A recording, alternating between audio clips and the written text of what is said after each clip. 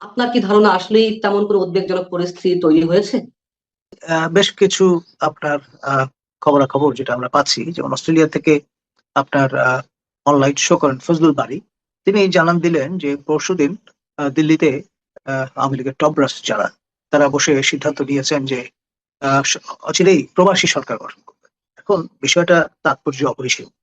এখন যেই দেশের যাত্রা শুরু প্রবাসী সরকার দিয়ে, সেই দেশে আবার ভিন্ন মাত্রা যুক্ত হতে পারে যে প্রবাসী সরকার যদি বাস্তবেই গঠিত হয়।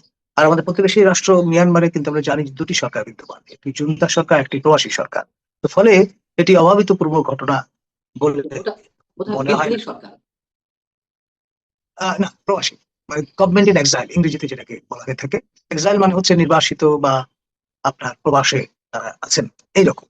অবশ্যই জান্তা সরকারের পক্ষ থেকে তাদের বিদ্রোহী হিসেবে চিহ্নিত করা হচ্ছে। আপনার কয়েস ঠিক আছে সেদিক থেকে বিবেচনা করলে। এখন কে কিভাবে জাতীয় চিহ্নিত সরকার অথবা করছেন? বিদ্রোহী সরকার, বিদ্রোহী সরকার এভাবে ট্রিট করা হয়। জাতীয় সরকার জি, অথবা বিদ্রোহী সরকার। জি। আপনার এটা দৃষ্টিভঙ্গির ব্যাপার, সেটি তো আছেই। তবে ইট এক্সিস্ট, মানে বিষয়টা হচ্ছে দুটো এন্টিটি এক্সিস্ট করছে। একটা দখলে আছে আর একটা দখলে নাই, বিষয়টা এরকম। যেমন ইউনূস সরকার এখন বাংলাদেশের দখলে আছে।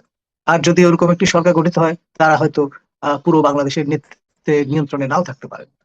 যেমন আপনার রৌমারী চির স্বাধীন একটি এলাকা কুড়িগ্রামের। পাকিস্তানের অকুপেশন ফোর্স এখানে কখনো পৌঁছাতে পারেনি বা হানা দেওয়ার চেষ্টাও করে, ওই অর্থে দুর্গম জায়গা বিবেচনা। তো এই রকমের মুক্তাঞ্চল সৃষ্টিও হতে পারে। মানে সবই সম্ভব এই সম্ভবের সব সম্ভবের দেশে। তো এইরকম আপনার একটা পটভূমিতে আপনার স্পেশাল ব্রাঞ্চের সম্মানীয় ডিআইজি মহোদয় পলিটিক্যাল, তার এই চিঠি, সেটি কিন্তু আহ, এক ধরনের আবহ তৈরি করার ক্ষেত্রে ভূমিকা পালন করছে। যেমন নির্দেশনা পরিষ্কার বলা আছে, মোটরসাইকেল, মাইক্রোবাস কিংবা অন্যান্য যানবাহন তল্লাশির জন্য তাগাদা প্রদান করা হয়েছে। গণ ভাবে আপনার নজরদারি বাড়ানো, এবং সেই সঙ্গে আপনার যেটা গ্রেফতারি পরোয়ানা আছে সেগুলো তামিল করা। তারপর আপনার তল্লাশি, বাড়ি বাড়ি হানা দেওয়ার মতো নির্দেশনাও সেখানে প্রদান করা হয়েছে। অর্থাৎ রীতিমতো একটা সাজ রব, এটি এমনি এমনিতে আর হয়নি। ওই ধরনের ফজলুল বাড়ি মহোদয় যে ইঙ্গিতটা করেছেন, তার সূত্র ধরে হয়তো আগাম জরুরি এই ব্যবস্থা নিই। আর এর পাশাপাশি আপনি জানেন যে আপনার বৈষম্য বিরোধী যে ছাত্রদের এন্টিটি আছে, তারা জানান দিয়েছেন 1 তারিখে তারা জুলাই সনদ ঘোষণার জন্য চাপ সৃষ্টি করার চিন্তা থেকে স্বাভাবিক তারা সমবেত হবেন, গণজমায়েত করবেন। আবার 3 তারিখে আগে থেকেই বলা আছে যে জুলাই সনদ হাজির করা হবে। আবার কোন কোন নেতা ন্যাশনাল স্টুডেন্টস পার্টির, তারা বলবার চেষ্টা করছেন যে যে এই সনদের খসড়া হাজির করা হয়েছে সরকারের পক্ষ থেকে, সেটি তারা মানবেন না বা সেটা স্বাক্ষর করবেন না, এরকম প্রত্যয় ব্যক্ত করা হয়েছে। আবার এখানে মুক্তিযুদ্ধের পক্ষের যে শক্তি, তারাও কিন্তু বসে নেই। তারা তাদের মতো করে প্রিপারেশন নিচ্ছেন যে অবস্থা বুঝে ব্যবস্থা। অর্থাৎ যদি দেখা যায় যে আপনার এমন একটি সনদ হাজির করা হলো যেটি আপনার মুক্তিযুদ্ধের চেতনা বিরোধী, তাহলে তারা রিয়াক্ট করবে। এবং আপনার স্টেট উইদিন স্টেট অ্যাক্টররাও গভীর মনোযোগের সঙ্গে অনুধাবন করবার চেষ্টা করছেন যে কোথায় কি হচ্ছে না হচ্ছে। যেমন কোনো কোনো সূত্র থেকে বলা হচ্ছে যে যারা ক্ষমতা হারিয়েছেন, তাদের উদ্যোগে আপনার প্রশিক্ষণ প্রদান কর্মসূচি শুরু হয়েছে তাদের নেতা কর্মীদের, তারা যাতে অ্যাকশনে যেতে পারেন। আবার আপনার কেউ কেউ আশঙ্কা করছেন যে 75-এর পট পরিবর্তনের পর আমরা দেখেছিলাম বঙ্গবীর কাদের সিদ্দিকী এবং প্রয়াত মোস্তফা হোসেন মন্টুর মতো নেতৃবৃন্দ, তারা অস্ত্র হাতে তুলে নিয়েছিলেন এবং বঙ্গবন্ধু পরবর্তী সরকারকে প্রতিরোধ করবার চেষ্টা করেছিলেন। সেরকমের একটা অ্যাটেম্পট অনেকে আশঙ্কা করছেন। এই প্রক্রিয়া যদি শুরু হয়, ধরুন যে প্রশিক্ষণ কর্মসূচির কথা শোনা যাচ্ছে, সেখানে কিভাবে হিট অ্যান্ড রান অ্যাপ্রোচে গেরিলা যুদ্ধ কায়দায় আপনার প্রতিষ্ঠিত সরকারকে বিরক্ত করা যায়, সেই রকমের প্রশিক্ষণ আদিও নাকি প্রদান করা হচ্ছে। তো সব মিলিয়ে যে টানা প্রায় 11 মাসের বেশি সময় ইউনুস শাহী যে হুকুমত জারি করেছিলেন, for the first time seriously সেটি চ্যালেঞ্জের সম্মুখীন হতে চলেছে। এবং সেটা যদি হয়, তাহলে ডিজুরও একটা আপনার পরিস্থিতি, যেটি সরকারের অনুকূল নয়, সেরকম পরিস্থিতি তৈরি হয়ে যেতে পারে। এবং সেখানে আন্তর্জাতিক সম্প্রদায়ের পক্ষ থেকে নানামুখী আপনার অ্যালাইনমেন্টের কথা শোনা যাচ্ছে। যেমন রাশিয়ান দের সঙ্গে আপনার আমাদের দুই প্রতিবেশী চীন এবং ভারতের ঘনিষ্ঠ সম্পর্ক আছে, বাইল্যাটারাল, 1-to-1। এবং সেই কারণে তারা এই দুই রাশার বন্ধু দেশের যে ডিফারেন্স অফ ওপিনিয়ন আছে বিভিন্ন ইস্যুতে বা সীমান্ত নিয়ে যে বিরোধ আছে, সেগুলো স্যাটাসাইড করে বাংলাদেশ বিষয়টি মাথায় রেখে, যেহেতু এটা তাদের ব্যাকইয়ার্ড উভয়েরই, ভারত এবং চীনে, এখানে যাতে সাত সমুদ্র তেরো নদীর ওই পার থেকে এসে কেউ ছড়ি ঘোরাতে না পারে, সে ব্যাপারে একটা আন্ডারস্ট্যান্ডিং এর কথা শোনা যাচ্ছে। সম্প্রতি ভারতের অন্যতম গুচ্ছ পুরুষ আপনার অজিত দোভাল, তিনি তার চাইনিজ কাউন্টারপার্টের সঙ্গে বৈঠক করেছেন মূলত ক্রেমলিনের ইনিশিয়েটিভেই। এবং এর ফলে আপনার সেটা কি বাংলাদেশকে কেন্দ্র করে? সেটা কি বাংলাদেশকে কেন্দ্র করে অজিত দোভাল যে তার তাদের যে ইন জেনারেল বাইলাটারাল রিলেশন, এবং সঙ্গে বাংলাদেশ প্রসঙ্গ তো অবশ্যই আসবে, কারণ চীনের একটা বড় বাজার বাংলাদেশ, বিভিন্ন বিবেচনায় অস্ত্র কেনাকাটা থেকে শুরু করে অন্যান্য ইস্যুগুলো তো আছে। আর ভারতের জন্য তো এটা নিকটতম প্রতিবেশী দেশ, এবং সকল অর্থেই বাংলাদেশ ভারতের সম্পর্ক ঐতিহাসিক ভিত্তির উপর দাঁড়ানো, এবং আপনার সরকার ভারত সমর্থক বা ভারত বিরোধী যে রকমই হন না কেন, সেই ধরনের যে প্রকৃতির সরকারি ক্ষমতায় থাকুক না কেন বাংলাদেশে, তাদের শিখতে হয় হাউ টু কোপ with India, how to live with India. এটাই হচ্ছে reality। আমার প্রশ্ন হচ্ছে যে প্রবাসী সরকার গঠন করা নিয়ে একটা গুঞ্জন অনেক আগে থেকেই শোনা যাচ্ছে, কিন্তু কেন প্রবাসী সরকার গঠন করা হবে? বাংলাদেশ কি এই মুহূর্তে পুরোপুরি যুদ্ধরত অবস্থায় আছে? দেখুন, এটা নতুন ফেজ। আমি তো বললাম প্রথমে they were on the run, তারপরে রিগ্রুপড হয়েছে। রিগ্রুপড হওয়ার পরে আপনার 5 আগস্ট 2024 যে অবস্থায় তারা ছিলেন, একেবারে ডিপ সুপে, ডিপ ক্রাইসিসে, সেই জায়গাটা কিন্তু একটা কাটিয়ে উঠেছেন তারা। আর যে ব্যাপারটা সেটি হচ্ছে, জাতীয় আন্তর্জাতিক ভাবে যে সরকারটি বর্তমানে বাংলাদেশে ক্ষমতা অধিষ্ঠিত, তাদের নানান রকমের সংকট দেখা দিয়েছে, তারা অবস্থাটা নিজেকে করে ফেলেছে। জনগণের যে গগনচুম্বী প্রত্যাশা, সেটা অনেকটা ড্যাশড। এই ডিসস্যাটিসফ্যাকশনটা কাজে লাগিয়ে তারা তাদের মতো করে ডিভিডেন্ড নেওয়ার চেষ্টা করবেন, এটাই তো স্বাভাবিক। আর ক্ষমতা তো চিরস্থায়ী নয়, এটা একটা ইন্টারিম, সেকেন্ড ইন্টারিম গভর্নমেন্ট। তো ফলে এটাও তার স্যাচুরেশন পয়েন্টে প্রায় পৌঁছে গেছে বলা যায়। কিন্তু 16ই জুলাই গোপালগঞ্জে যে রণক্ষেত্র সৃষ্টি হলো, সেইখানে আমরা দেখেছি আওয়ামী লীগ যথেষ্ট নেতা কর্মী তারা তাদের অবস্থান জানান দিতে পেরেছিল, কিন্তু সারা দেশে অবস্থাটা কি তেমন? আমি যদি একটা এক্সাম্পল দিই, 16 তারিখে পরে সম্ভবত 18 তারিখে তো হরতাল ডাকলো আওয়ামী লীগ। আমরা কিন্তু সেই হরতালের কোনো কর্মসূচি বা দৃশ্যমান কোনো অ্যাক্টিভিটিস তাদের দেখলাম না। তাহলে আমরা কিভাবে আশা করতে পারি যে তারা প্রশিক্ষণ নিচ্ছে, গেরিলা আক্রমণ করবে? এই ধরনের ঘটনা কি তাহলে গুজব আকারেই ছড়াচ্ছে, নাকি বাস্তব ভিত্তি কিছু আছে যা আমরা বিগত দিনে দেখছি আওয়ামী লীগের অ্যাক্টিভিটিস অন্তত রাজপথে? দেখুন, এই যে সাহস করে হরতাল আহ্বান করা, এটাও কিন্তু একটা সিগনিফিকেন্ট ডেভেলপমেন্ট। আপনি এনফোর্স করুন বা না করুন, কিন্তু বিজুরো সেন্সে আপনি কিন্তু জানান দিয়ে বসলেন যে আপনি মরে যাননি, আপনি আছেন। আপনার নেতা কর্মী সমর্থকরা নাই নাই করেও দেশ ছেড়ে চলে যাননি, তারা আছেন, তারা অবস্থান করেন, এটা একটা বিষয়। আরেকটি হচ্ছে পিকেটিং। তারা যদি এই সময় করতে চান, ন্যাচারালি হয়রানির সম্মুখীন হবেন, সফট টার্গেট হবেন। সেটি বুঝে শুনে নিয়েই তারা শুধু প্রচারণার মধ্যেই হয়তো নিজেদের সীমায়িত বা সীমাবদ্ধ রেখেছে।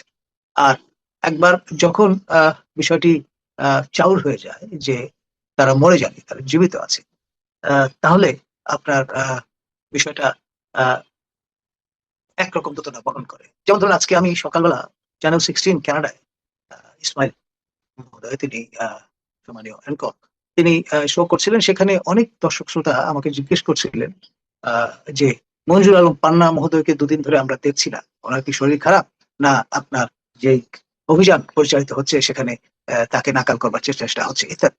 তা আমি অবাক হইনি, কারণ একেবারে সম্মুখ সারির যে কণ্ঠ যোদ্ধা যে কজন বাংলাদেশে এখন আছেন, অগ্র সেনাপতির ভূমিকা পালন করছেন, তার মধ্যে আপনি অন্যতম। তো ন্যাচারালি আপনাকে নিয়ে শুধু জাতীয় গণ্ডিতেও যে আলোচনা হচ্ছে আছে, আপনি ম্যাটার করেন, সেটা কিন্তু আমি নিজে আজকে অনুভব করলাম। আমার হ্যাটস অফ টু ইউ। আপনি এত একটা নাজুক পরিস্থিতির মধ্যে আপনি যে আপনার কণ্ঠস্বর উচ্চকিত রেখেছেন, সেই জন্য। এবং আজকে এই অনুষ্ঠানের মধ্য দিয়ে ডেফিনেটলি সবাই অবগত হবেন, জানবেন যে না, you are fine, okay, and live and kicking একটা পজিশনে আছে। ধন্যবাদ। না, অবশ্যই নানান ধরনের হুমকির মধ্যে রয়েছে।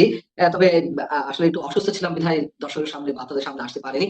তো যারা নিশ্চয়ই উদ্বেগের মধ্যে ছিলেন তাদের প্রতি আমার শ্রদ্ধা সালাম।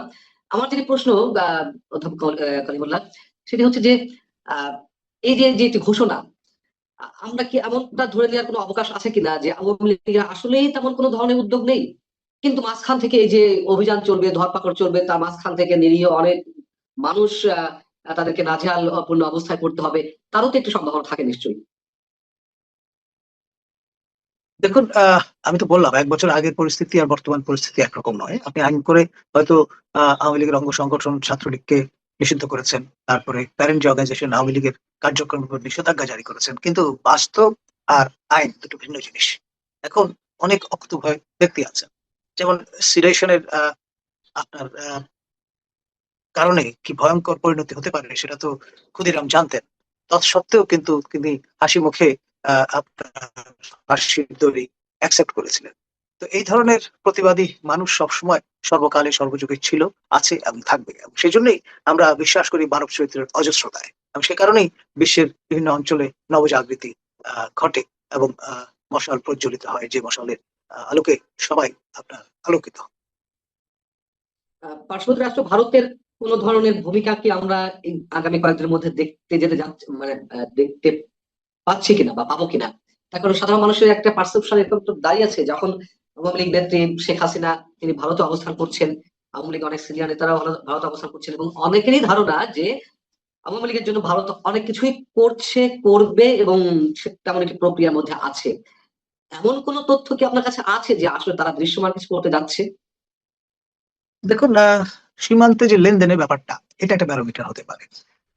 অনেকগুলো পরিবার তারা নির্ভরশীল এই আমদানি রপ্তানি, এই ধরনের অফিসিয়াল যে চ্যানেল তার উপর। তো সেখানেও কিন্তু ভীষণ রকমের মন্দা দেখা দিয়েছে, কার্যক্রম প্রায় স্থবির বলা চলে। তো এটা একটা ইন্ডিকেটর যে ভারতীয়রা ক্রমে ক্রমে তাদের যেই অবস্থানটা সেটা টাইটেন করছে। এবং আপনি তো জানেন অনেকগুলো এম্বার্গো ইতিমধ্যে তারা দিয়েছেন। আর আমাদের এখান থেকে প্রফেসর ইউনূসের স্পেন্সার যারা, তারা তারাস্বরে নানান কিছু বলবার চেষ্টা করেছিলেন বিগত আপনার, যে এখানে আহ, অনেকগুলো গোপন চুক্তি স্বাক্ষরিত হয়েছে, সেগুলো আপনার ফোরফ্রন্টে নিয়ে আসবার চেষ্টা করেছেন। কিন্তু আজ পর্যন্ত আমার জানা মতে এই সরকারের পক্ষ থেকে কোনো চুক্তি বাতিলের কোনো ঘোষণা দেওয়া হয়েছে বলে আমার জানা নেই। এক, দ্বিতীয়ত আপনার যেমন আদানির সঙ্গে যে আমাদের লেনদেনের সম্পর্ক বিদ্যুৎ বা এনার্জি সেক্টরে, আহ আদানির সকল দেনা পাওনা কিন্তু আমরা মিটিয়ে দিয়েছি। মানে বিষয়টা এমন না যে আদানির সঙ্গে আমরা আমাদের সম্পর্ক ছেদ করেছি। তারপরে অন্যান্য ক্ষেত্রেও আমরা দেখেছি যে ভারতের সঙ্গে আপনার আমাদের যে আন্ডারস্ট্যান্ডিং গুলো ছিল সেগুলো কিন্তু অব্যাহত আছে। তো ফলে এমন একটি দেশ ভারত, চারদিকে যেহেতু তার অবস্থান, আমরা এখানে যত রকম বই মনোভাব আমাদের অন্তরে থাকুক না কেন, বগলে ইট থাকুক না কেন, কিন্তু মুখে কিন্তু শেখ ফরিদ বলে যেতেই হচ্ছে এবং হবে। এটাই রিয়ালিটি। আর একটা গুঞ্জন ছড়িয়ে পড়েছে নানান ধরনের গণমাধ্যমেও আসছে, আমাদের দেশে গণমাধ্যমে, যে ভারত এখন আর শেখ হাসিনাকে রাখতে চায় না। যদি এরকম খবর মাঝে মাঝে বের হয়, আবার নতুন করে এই টপিকটা বেশ আলোচনা ফেলছে, যে শেখ হাসিনাকে পারলে অন্য কোথাও পাঠিয়ে দেয় ভারত, এবং বর্তমান অন্তর্বর্তী সরকারের সাথে সম্পর্ক এগিয়ে নিয়ে যাওয়ার জন্য তারা আর শেখ হাসিনার দিকে ফিরে চাইছে না। এ বিষয়ে আপনার কোনো মন্তব্য? দেখুন, এটা আমাদের ওই লেসপেন্সার যারা সরকারের, তাদের প্রচারণার অংশ বা অন্য কিছু নয়। যেই প্রচারণাটা সম্প্রতি নতুন মাত্রা যোগ করেছে, যেটা আমাদের কানে এসছে, সেটি হচ্ছে যে অচিরেই হয়তো আপনার একটি এমার্জেন্সি গভর্নমেন্ট বর্তমান রেজিমকে রিপ্লেস করবে, এবং সেই রেজিমটি হবে নিউট্রাল রেজিম, এখনকার মতো হস্টাইল টু আওয়ামী লীগ বা শেখ হাসিনা প্রতি নয়। এবং সেরকম পরিস্থিতিতে দেখা যাবে যে হয়তো শেখ হাসিনা ভারত থেকে বাংলাদেশে আগমন করবেন, এবং তার যে আপনার মূল শেকড় সেই গোপালগঞ্জে থিত হবেন, এবং সেখান থেকে তিনি ট্রায়াল ফেস করবেন উইথ ডিগনিটি অ্যান্ড অনার। আপনার লং রান প্রসেস, হয়তো যতদিন আপনার এই মামলা মোকদ্দমাগুলো যেগুলো রুজু হয়েছে সেগুলো এক্সস্ট করতে সময় লাগবে। আপনি খেয়াল করে দেখেন আমাদের দেশনেত্রী মাননীয় সাবেক প্রধানমন্ত্রী খালেদা জিয়া, তিনি কিন্তু তার সমস্ত এই যে অভিযোগগুলো ছিল, যে মামলাগুলো দায়ের করা হয়েছিল, ফেস করেছেন, এবং আপনার অলমোস্ট এক্সস্টেড বলতে পারেন শারীরিকভাবে, কিন্তু মানসিকভাবে তিনি ছিলেন একেবারে দৃঢ় চেতা, দৃঢ়। এবং সে কারণে সে শব্দে এই যে তকমাটি তার আছে যে তিনি আপসীন নেত্রী, সেটি কিন্তু সে শব্দে এখন পর্যন্ত অটুট আছে। তো সেই রকম একটি দৃঢ়তা কিন্তু শেখ হাসিনাও আছে। আপনি সমালোচনা করতে পারেন, নানান রকম অভিযোগ করতে পারেন, সেটা এক বিষয়। খেয়াল করে দেখেন 111-এর সময় দুই নেত্রীর উপর যে চাপ প্রয়োগ করা হয়েছিল, দেশনেত্রী তো দেশ ছেড়ে যাননি। আর জননেত্রী তিনি কিন্তু সকল ত্রুটি, সকল প্রতিবন্ধকতা উপেক্ষা করে তিনি বাংলাদেশে ফিরে এসেছিলেন ইংল্যান্ড থেকে, এবং আপনার তিনি ফেস করেছিলেন, যা ফেস করাটা সবাই ভেবেছিলেন, কিন্তু অবাক হয়েছিলেন যে কেন ফেস করছে। ওয়ান রিভেনের সময়টি আর এখনকার সময়টি নিশ্চয় অনেক পার্থক্য। আমি যে প্রশ্ন করতে চাচ্ছি তার আগে একটু জড়িয়ে নিতে চাই। আপনি যে মানে বক্তব্যটি দিলেন যে শেখ হাসিনা ফিরে আসতে পারেন, একটি জাতীয় মানে জরুরি অবস্থা ঘোষণা করা হতে পারে, তার মধ্যে দিয়ে তিনি ফিরে এসে মামলা ফেস করবেন, গোপালগঞ্জে থিত হবেন। আহ, আমার আগ্রহ থেকে আমি একটু জানার চেষ্টা করছি, এটা কি আপনার পারসেপশন, নাকি কোনো ধরনের ইনফরমেশন, নাকি কোনো ধরনের ইকুয়েশন? এটা আমার পারসেপশন নয়, এক। দ্বিতীয়ত, ধরুন আপনি বা আমি, আমরা যারাই টকশো অ্যাটেন্ড করি, আমরা বিভিন্ন সূত্র থেকে নানান রকমের তথ্যপাত্র সংগ্রহ করি বা আমাদের কাছে আসছে, তার উপর ভিত্তি করে আমরা বিশ্লেষণ হাজির করি। বিষয়টা অনেকটা সেই রকম। আপনার ডেফিনেটলি কেউ যদি নির্বাসনে যান, যেমন ধরুন আয়াতুল্লাহ রুহুল্লাহ খোমেনি, তিনি প্রথমে ইরাকে গিয়েছিলেন, তারপর চলে গিয়েছিলেন ফ্রান্সে, এবং যথারীতি তিনি ফিরে এসেছেন। এবং শেখ হাসিনাও ছিল স্থায়ী বন্দোবস্তের একটা ব্যবস্থা করে ভারতের কাছে নামটি আমি মনে করি না। এটা খেয়াল করে দেখেন, উইথ ডিগনিটি এন্ড অনার, আমি আবারও বলছি, ওয়াচ মাই লিপস, তিনি উইথ ডিগনিটি এন্ড অনার আমাদেরই বাহনে করে ভারতে গেছেন, এবং সেই বাহনটি নিরাপদে কিন্তু দেশে ফিরে এসেছে, তাকে সেখানে পৌঁছে দিয়ে। যদি তাই হয়ে থাকে, হয়তো কোনো একটা জরুরি অবস্থা ঘোষণা করা হলো, তার মধ্যে দিয়ে শেখ হাসিনা ফিরে এলেন, তার নিরাপত্তার বিধানটি কেমন হবে? তিনি কি সেই সাহসটি নিয়ে দেশে ফিরে আসতে পারবেন? তখন একটা অংশের প্রচন্ড ক্ষোভ, বিক্ষুব্ধ তার প্রতি রয়েছে, তার দলের প্রতি রয়েছে, যেটা বাস্তবতা আমাদেরকে এখন স্বীকার করতেই হবে।